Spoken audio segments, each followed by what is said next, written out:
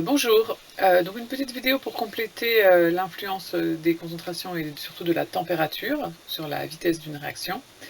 Donc tout d'abord le récapitulatif, qui n'est pas à savoir par cœur bien sûr, mais à savoir retrouver, hein, comme c'est indiqué clairement en toutes lettres sur la feuille, hein, il suffit de savoir lire. Qui redonne les résultats qu'on a obtenus sur les intégrations d'ordre 0, 1, 2 pour les lois de vitesse, et pour l'ordre 2 dans le cas de 1 réactif ou des proportions stoichiométriques, donc on obtient dans ce cas-là ceci, ou bien dans le cas proportion quelconque avec ordre 1 par rapport à chaque réactif.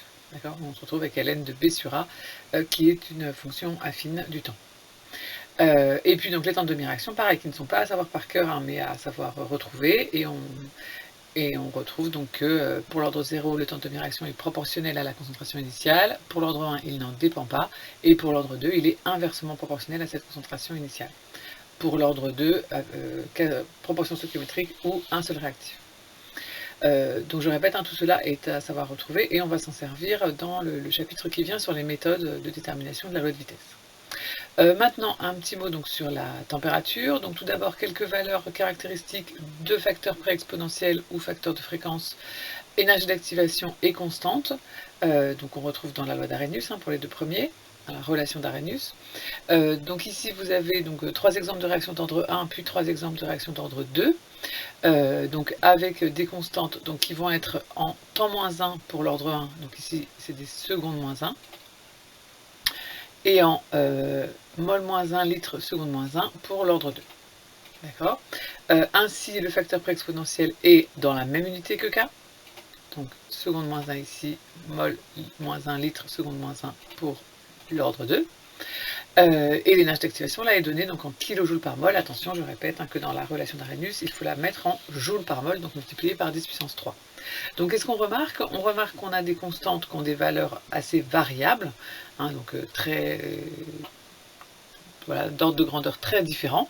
Donc ça va de 10-33 à 10 puissance 10. Hein, donc réaction plutôt difficile pour les réactions d'ordre 1, plutôt lente, et des réactions plus faciles d'ordre 2. Enfin, tout est relatif. Hein, on a celle-ci qui est pas moyennement facile, celle-ci un petit peu plus, et celle-ci qui est très facile, hein, c'est une recombinaison de radicaux, donc c'est une exception, hein, c'est vraiment une réaction extrêmement immédiate, extrêmement rapide. Ce qu'on remarque ensuite, c'est que les facteurs préexponentiels, donc la colonne suivante,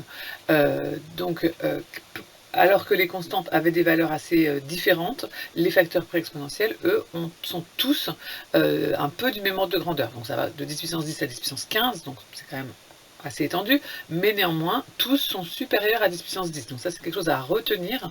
Un facteur préexponentiel, quand on doit le calculer, c'est pas toujours le cas, mais si jamais vous devez le calculer, vous devez toujours trouver quelque chose de supérieur à 10 puissance 10, quelle que soit l'unité, d'accord? Donc si vous trouvez des valeurs petites ou au contraire beaucoup plus grandes, c'est que vous avez fait une erreur, d'accord? Donc c'est quelque chose à retenir, l'ordre de grandeur, 10 puissance 10, 10 puissance 15, vous voyez, dans l'unité de la constante qui dépend de l'ordre.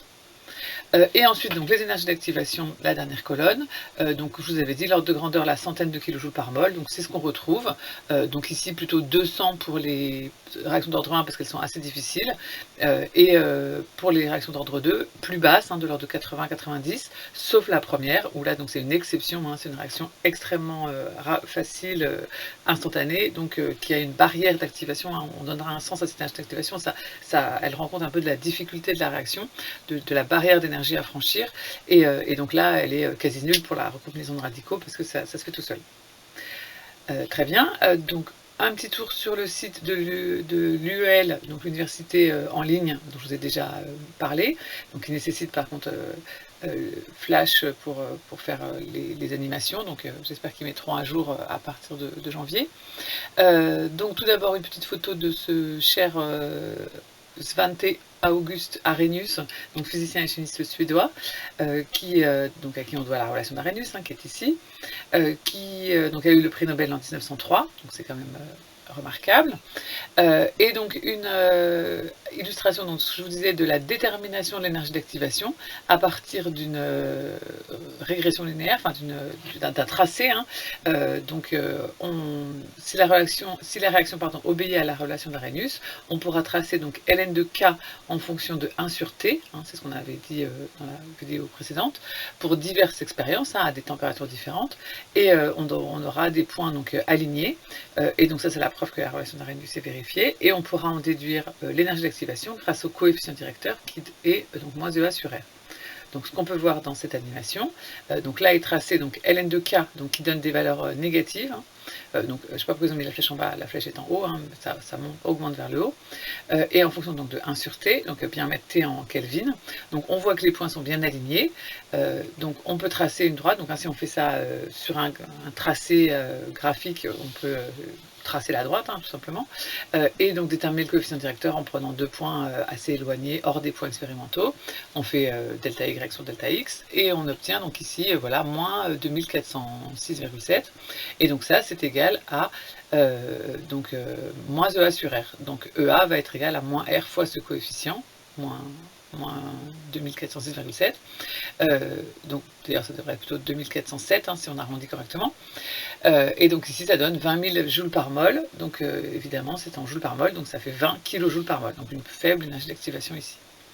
Alors vous n'allez pas être obligé de tracer hein, le graphique, hein, à moins vraiment que l'énoncé vous le demande, mais c'est très rare.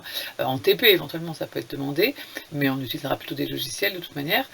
Par contre, ce qu'on va vous demander, c'est ce que vous pouvez faire donc, avec votre calculatrice, c'est ce qu'on appelle une régression linéaire simple et déterminer le coefficient de corrélation ou le coefficient de détermination, qui sont carrés. Donc ça, c'est quelque chose que les calculatrices graphiques font. Alors, qui peut être critiquable, parce que c'est vrai que on peut avoir des fausses bonnes valeurs pour ces coefficients de corrélation. Donc le mieux, c'est de tracer, vos calculatrices graphiques donc peuvent tracer les points. Donc le mieux, c'est de tracer les points et en même temps de faire la régression linéaire. Donc l'intérêt de la régression linéaire, c'est qu'elle vous donne A, le coefficient directeur, et B, l'ordonnée à l'origine. Donc le principe statistique, hein, il est là. Donc, hein, le A est calculé comme la covariance entre x et y, donc, qui est définie ainsi. Donc les xi et yi étant les points hein, que vous rentrez. Hein. Vous rentrez une liste de x, une liste de y, hein, qui sont les xi, yi. Et donc la moyenne des x, hein, c'est ça, la moyenne. La moyenne des y, c'est ça. Et donc la covariance est calculée ainsi. D'accord. Donc on divise la covariance par l'écart type des x au carré. Donc ce qui est sous la racine. On obtient ainsi le coefficient directeur.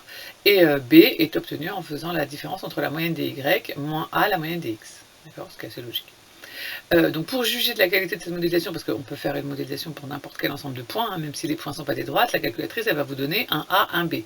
Par contre, il va falloir aussi lui demander le R ou R carré. Donc pour ça, il faut aller hein, dans les TI, par exemple, dans Corel affiche, hein, dans le catalogue, et faire OK, l'activer, l'affichage du coefficient de corrélation. On le fera en TD vendredi là et vendredi d'après pour les deux groupes.